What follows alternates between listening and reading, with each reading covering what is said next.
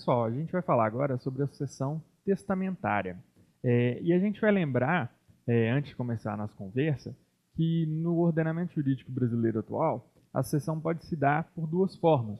Uma que é a da sucessão legítima, a outra que é a da sucessão testamentária.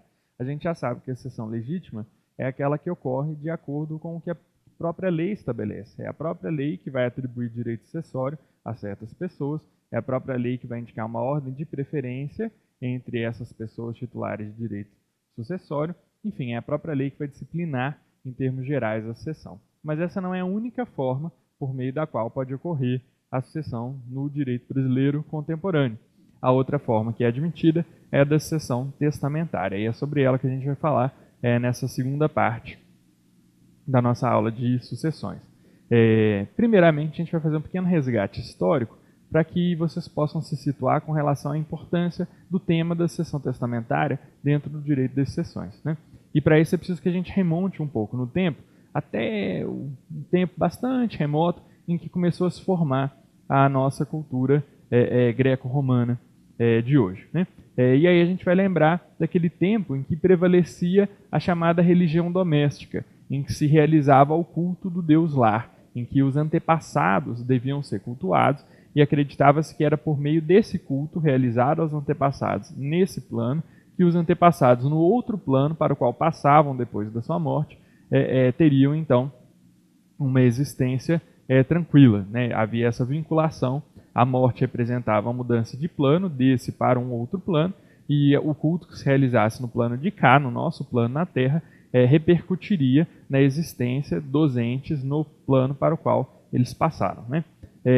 Claro que nesse momento, então, há uma ideia de propriedade da família, não mais uma propriedade coletiva, mas uma propriedade com um cunho mais privado, mas não privado no sentido de ligado a um indivíduo, e sim de ligado a uma família, porque a família era a célula da religião, né? Era o núcleo do culto, né?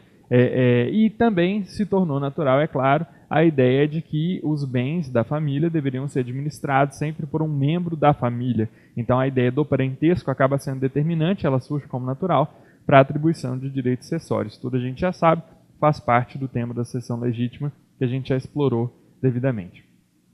O que a gente precisa considerar agora é a hipótese de uma pessoa ter razões de começar a pensar na sua morte, porque já está em idade avançada, e de repente ela se deparar com um de dois gravíssimos problemas durante um tempo em que prevalece culto doméstico. A primeira questão é a de ela não ter sucessor vivo, né? Considerando-se um tempo, sobretudo, em que o sucessor seria o agnado homem mais velho, ou seja, o parente do ramo do pai mais velho, né? Aliás, perdão, não, é isso mesmo, o parente do ramo do pai mais velho, eu estou pensando que o chefe da família, é claro que é mais velho ainda, né? O seu sucessor seria o próximo, o segundo mais velho depois dele. Agora imaginem uma família em que não há pessoas com essas características, por uma razão qualquer, ou então uma família que acabou sendo toda dizimada, e a pessoa é a única existente na família, enfim. Qualquer hipótese dessa gera um certo terror, porque a pessoa imaginaria que ela morreria e não haveria ninguém no plano de cá para realizar o seu culto, o que então influenciaria negativamente na sua existência no plano para o qual ela passaria, né? Esse é um problema então grave que tem que ser contornado de alguma forma. Além desse problema, poderia haver um outro problema, que é de haver sucessor daqueles que são determinados pela própria linha de parentesco, mas a pessoa não ter razões para acreditar que aquele sucessor realizaria adequadamente o seu culto. Isso também pode acontecer, né? Imaginando, por exemplo, aquela ovelha negra da família. Calha de a ovelha negra da família ser justamente o próximo sucessor na linha de vocação hereditária.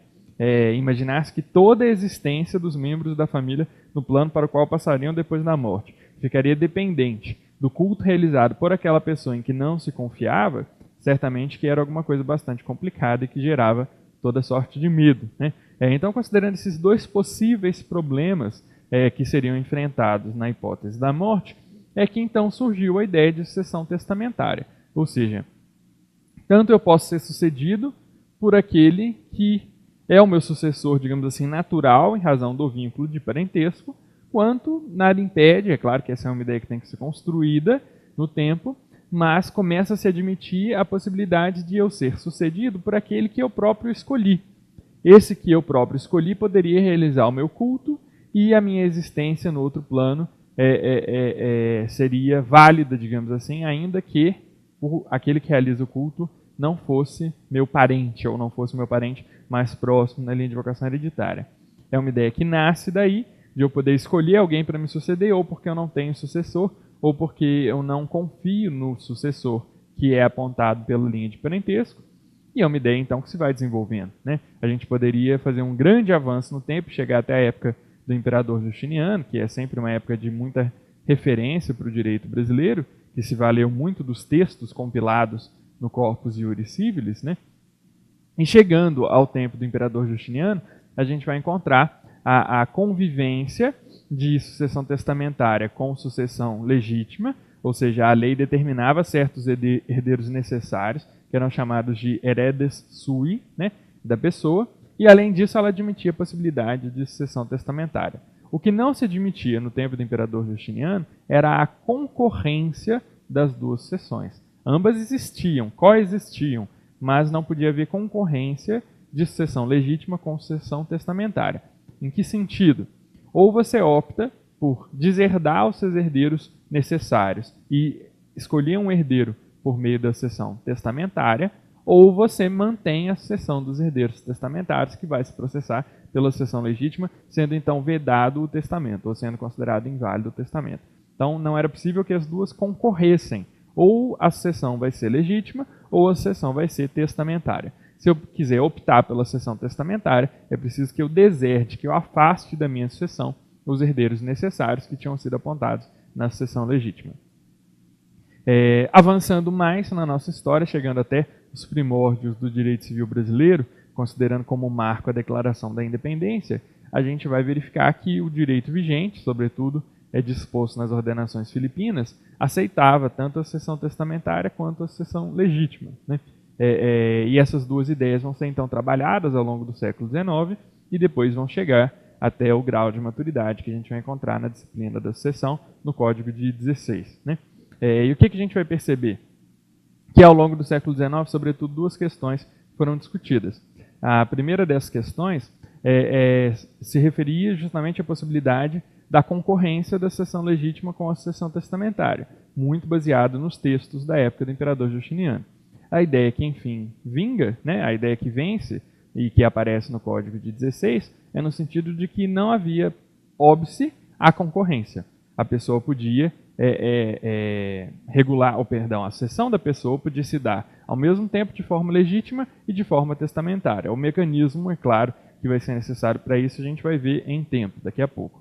Mas então resolve-se essa primeira questão com essa resposta afirmativa. É possível a concorrência da sucessão legítima com a sucessão testamentária. A segunda dúvida que ocorre, e que vai ter de ser então respondida, é se seria possível um testamento em que um testamento em que não vão se instituir herdeiros, né? E essa é uma pergunta que faz a gente pensar, por qual razão será possível que se perguntou isso? Hoje, se a gente for responder essa pergunta no nosso contexto contemporâneo, ela muda um pouco de sentido, porque é claro que é possível, isso está expresso no Código Civil, que a pessoa que a pessoa elabore esse testamento sem necessariamente instituir herdeiro. Em que sentido? Ela pode no testamento fazer disposições não patrimoniais, como por exemplo, pode reconhecer filho. Isso é possível hoje. É uma ideia que para nós já é bastante tranquila. Claro que no século XIX ainda se pensava mais no testamento destinado às disposições patrimoniais. Vamos tentar voltar no tempo, entender o contexto e compreender por que se fez essa pergunta sobre a necessidade ou não de instituição de herdeiro em testamento, num tempo em que só se admitia testamento para disposições patrimoniais. E o que a gente vai perceber? Que a chave disso, na verdade, o que levava à dúvida, era aquela velha discussão sobre a responsabilidade daquele que sucede a título universal e daquele que sucede a título singular. A gente sabe que quem sucede a título universal recebe a herança, a totalidade dela, ou uma parte dela, fração, né, que hoje o Código chama de quinhão. Né? Ou a sucessão pode se dar a título singular, caso em que a pessoa recebe um bem individualizado da herança. Não é a herança toda ela, ou uma parte dela, mas é um bem individualizado que compõe o acervo hereditário. Muito bem, nós sabemos inclusive que quem sucede a título universal tem um nome específico, herdeiro, e quem sucede a título singular também tem um nome específico, que é legatário. Seria a responsabilidade do herdeiro a mesma do legatário? Responsabilidade, vejam bem. Não, sabemos que não. A responsabilidade do herdeiro, na verdade, o herdeiro é que é responsável pelo pagamento das dívidas deixadas pelo autor da herança, das dívidas que compõem o acervo hereditário. Em que sentido? No sentido de que aquilo que o herdeiro tem a receber vai ser reduzido até que todas as dívidas sejam pagas. Sabemos, é claro, num contexto aí do século XXI, que a responsabilidade do herdeiro se limita às forças da herança.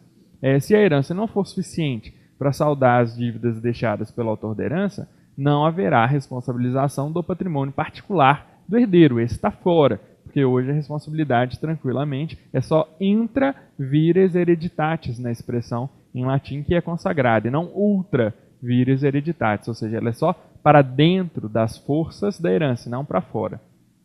No tempo que a responsabilidade era para fora das forças da herança, havia um peso muito grande para o herdeiro. Vimos isso, inclusive, quando tratamos de aceitação e renúncia da herança. O herdeiro poderia optar por renunciar, justamente por imaginar que a herança poderia ser composta mais por dívidas, caso em que ele não só não teria nada a receber, como ainda teria algo a desembolsar, né? Então, voltando, a responsabilidade daquele que sucede a título universal, a responsabilidade daquele que sucede a título universal pelas dívidas que compõem o acervo hereditário. E não há essa responsabilidade diretamente, imediatamente, para o legatário, para aquele que sucede a título singular. Vamos colocar isso dentro de um exemplo para que vocês consigam visualizar com mais facilidade. Imaginem que uma pessoa era titular de um patrimônio de 2 milhões. E essa pessoa deixou em testamento 1 milhão de reais para A. E tem como herdeiro legítimo B. O que vai acontecer? No momento da morte dessa pessoa, verificando-se que o patrimônio era de 2 milhões de reais, e sabendo-se que há disposição testamentária deixando 1 milhão para A, que é então legatário, porque recebe um bem individualizado da herança, muito embora seja uma quantia em dinheiro, vejam que ele não deixou 50% do patrimônio, ou 10% do patrimônio, ele deixou a quantia de 1 milhão de reais. Essa quantia representa um bem individualizado do patrimônio. Então A é legatário, enquanto isso B é herdeiro, porque B vai receber uma parte da herança. Calha, nesse caso, de aquilo que ele tem a receber ser o mesmo que tem o legatário. Então, ao herdeiro cabe 1 milhão, e ao legatário cabe o outro milhão. Mas para o legatário, aquilo ali é legado, é um bem individualizado da herança. Se a gente imaginar que também há no acervo hereditário uma dívida de 200 mil, qual patrimônio vai ser utilizado para saldar essa dívida de 200 mil antes da partilha? Vai ser o patrimônio que constitui a herança em sentido estrito, ou seja, aquilo que cabe ao herdeiro, aquilo que cabe a quem sucede a título universal. Logo, os 200 mil vão ser descontados do 1 milhão do herdeiro e o 1 milhão do legatário vai permanecer intacto, ou seja, acaba que o herdeiro vai receber menos do que o legatário. Mas por qual razão? Pelo fato de que a responsabilidade pelas dívidas do patrimônio hereditário é do herdeiro, ou seja, é a herança em sentido estrito, descontados os legados, que vai primeiro se destinar ao pagamento de dívidas. Mas também isso não significa que o credor vai ficar a ver navios caso só haja instituição de legados, porque aí nesse caso os legados vão ser,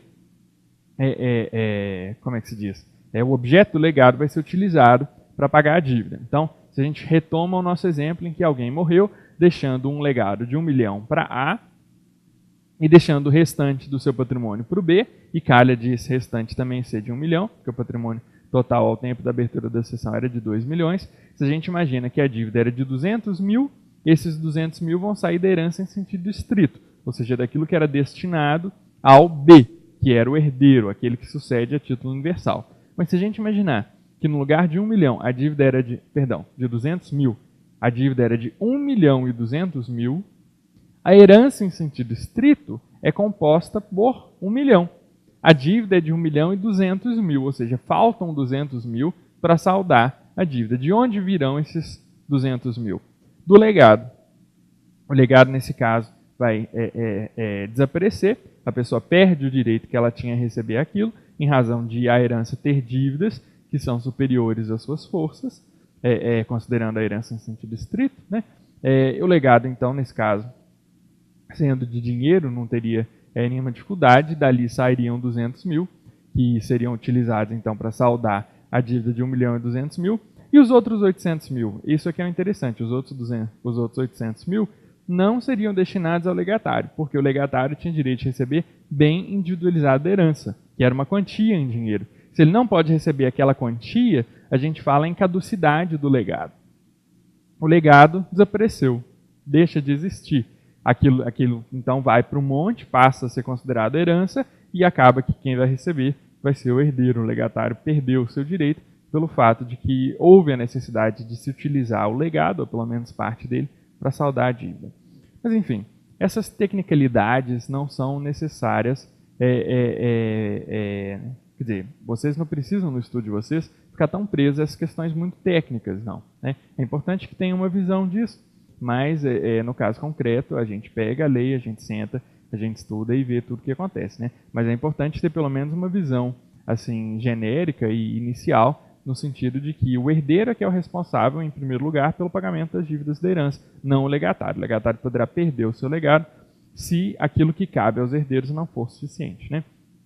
Agora, voltando à nossa introdução histórica, que já cresceu, né? Entendemos, então, que a responsabilidade do herdeiro é diferente da responsabilidade do legatário. Por isso é que se perguntava, no século XIX, se era possível um testamento em que não houvesse instituição de herdeiro. Qual era a preocupação? De não haver no testamento indicação de quem seria o responsável pelo pagamento das dívidas. Porque se uma pessoa que não tem herdeiros necessários dispusesse de todo o seu patrimônio na forma de legados, poderia se suscitar a seguinte questão: não há herdeiro, não há herança em sentido estrito, todo o patrimônio está disposto na forma de legados, logo não haveria responsabilidade pelo pagamento de dívidas. Isso é claro que dentro de um contexto que é muito diferente do nosso de hoje, né? Mas naquele momento essa pergunta era significativa. A resposta então foi sendo elaborada ao longo do tempo e o Código de 16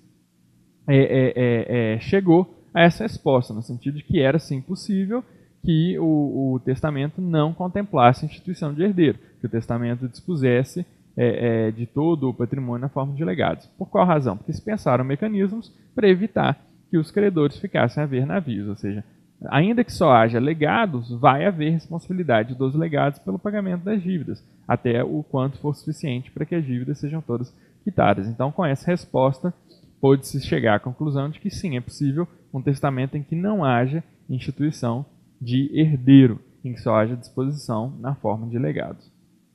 Mas isso era só para dar um pequeno panorama histórico, para a gente então depois poder entrar propriamente na discussão acerca dos testamentos, né? Agora vamos pensar no que seja o testamento em si. Testamento é um ato jurídico, isso daí a gente sabe, né? A gente tem uma visão da teoria do fato jurídico e a gente consegue visualizar o testamento lá dentro da categoria dos atos jurídicos, porque é um ato justamente que depende de conduta humana. Se distingue dos fatos em sentido estrito, que são acontecimentos que geram repercussões no plano do direito, mas em que não há conduta humana, ou em que pelo menos não há conduta humana com vontade relevante. O caso do ato jurídico, então, o caso do testamento, é tranquilamente um caso de ato jurídico. Quais são as características marcantes desse ato jurídico? A primeira delas, se é que é possível a gente colocar numa ordem de importância, porque todas são igualmente marcantes. Testamento é ato por excelência unilateral. O que é mesmo um ato unilateral? Vamos retomar um pouquinho da teoria do ato jurídico para lembrar do que se trata. Ato unilateral. Ato unilateral é aquele para o qual só concorre uma única manifestação de vontade. Enquanto no caso do ato bilateral, há sempre a concorrência de duas manifestações de vontade, é o caso dos contratos. Todo contrato é sempre ato bilateral, porque não existe contrato sem que haja duas manifestações de vontade. O contrato, então, é típico exemplo de ato bilateral. Assim como o testamento é típico exemplo de ato unilateral, para o qual só concorre uma única manifestação de vontade. E aqui a questão é bastante gravosa, inclusive, porque se alguém perceber que outra vontade concorreu para a formação do testamento, que não única e exclusivamente a vontade do testador, o testamento poderá ser invalidado. Trata-se de ato por excelência unilateral. Só admite a concorrência de uma manifestação de vontade, que é a manifestação de vontade do próprio testador. Não pode haver incidência de nenhuma outra vontade, em nenhuma maneira, em nenhum grau, alterando a vontade do testador. Além de ser ato por excelência unilateral, também é ato por excelência personalíssimo. Só pode ser celebrado pelo próprio testador, o que significa então que não se admite testamento elaborado por meio de mandatário, elaborado por meio de representante, qualquer que seja ele, um representante legal, por exemplo. É sempre ato que deve ser elaborado pessoalmente pelo próprio testador. A gente vai ver depois as formas de testamento. A gente vai ver que uma delas é a forma do testamento público. No caso do testamento público, ocorre ali a participação do tabelião ou do seu substituto legal. O que não significa que o ato seja praticado pelo tabelião. O ato que o tabelião vai praticar é o ato notarial. É o ato de levar a termo o testamento que está sendo praticado pelo próprio testador. Então não confundam isso para que não haja dúvida depois. Testamento é ato por excelência personalíssimo, só pode ser praticado pelo próprio testador, ainda que se a forma adotada for a forma pública, haja participação notarial, participação do tabelião ou do seu substituto legal, que é da essência do ato público. A gente vai entender isso depois com muita tranquilidade. Por enquanto, assentem que testamento é ato por excelência personalíssimo. Só pode ser praticado pelo próprio testador. Você não pode pedir a alguém para ir em seu lugar elaborar testamento, não pode dar procuração a alguém para ir em seu nome elaborar testamento.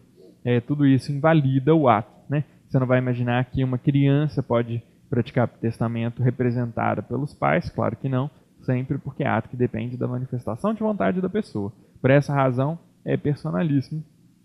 Não pode haver intermediação na manifestação de vontade, só pode o ato ser praticado pelo próprio testador. Além disso, uma terceira e muito importante característica é que o ato é revogável a qualquer tempo. Revogável a qualquer tempo. O que isso significa? Que eu posso elaborar testamento agora e daqui a 1 minuto eu posso me arrepender e elaborar outro. E dali a 1 minuto, outro. E dali a 5 minutos, mais um.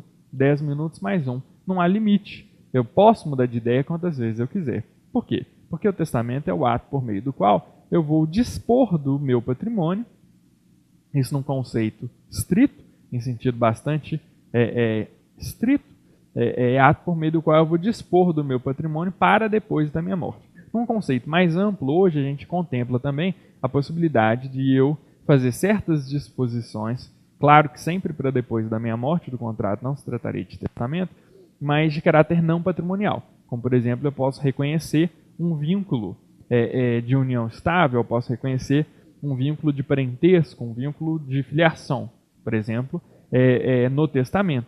Esse reconhecimento só vai produzir efeitos depois da minha morte, porque é da essência do testamento que ele só produza efeitos depois da morte do testador.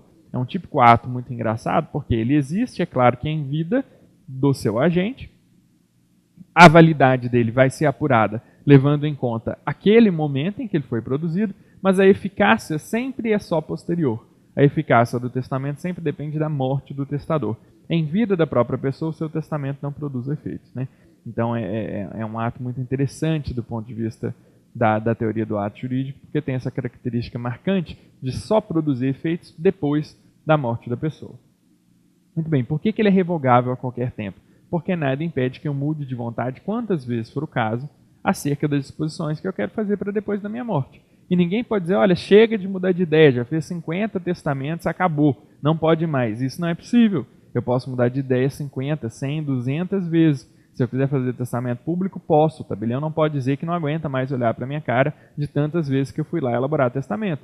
Todas as vezes que eu for, eu vou pagar, é claro, e o ato vai ter de ser praticado. Eu posso ficar elaborando testamento o dia inteiro, um a cada minuto, e não tem importância nenhuma, porque o ato é, por excelência, revogável. Eu posso mudar de ideia quantas vezes eu quiser. É claro que eu estou dando alguns exemplos para vocês que são muito extremos, né? Vocês podem estar se perguntando, será que acontece alguma coisa assim? Bom, é claro que muito extremo assim eu nunca vi, não. Mas bem que eu sei casos de pessoas que viajam muito pessoas que pegam estradas. Eu sei, estou pensando aqui especificamente no caso de uma pessoa que viaja pela 381, que é uma estrada muito perigosa. Essa pessoa, toda vez que sai de casa, ela elabora um testamento particular. Ela sempre está preocupada em não voltar para casa. E como acaba que a vontade dela muda um pouco, ela sempre fica preocupada com questões de validade e com questões do próprio conteúdo do testamento, toda vez que ela sai de casa, ela elabora testamento. Tem algum problema nisso? Não tem nenhum problema nisso, porque o testamento também é ato por excelência revogável a qualquer tempo. Então vamos retomar rapidamente as características do ato testamento. É ato jurídico, porque é conduta humana que produz repercussões no plano do direito e repercussões da mais alta ordem, né? Repercussões muito relevantes, afinal de contas, são disposições que vão se tornar eficazes depois da morte da pessoa, e todo mundo morre. Ato, então, jurídico. E ato jurídico unilateral, porque somente admite uma manifestação de vontade, que é exclusivamente a manifestação de vontade do testador, qualquer outra invalida o testamento. Além disso, é ato personalíssimo, só pode ser praticado pelo próprio testador, não se admite qualquer tipo de intermediação, não se admite procurador, não se admite representante legal, nada disso. Além de ato personalíssimo, é ato por excelência revogável. Pode ser revogado a qualquer tempo e quantas vezes for a vontade do testador. Pode elaborar testamento todo dia, pode elaborar testamento toda semana, não há problema nenhum nisso, porque é ato por excelência revogável.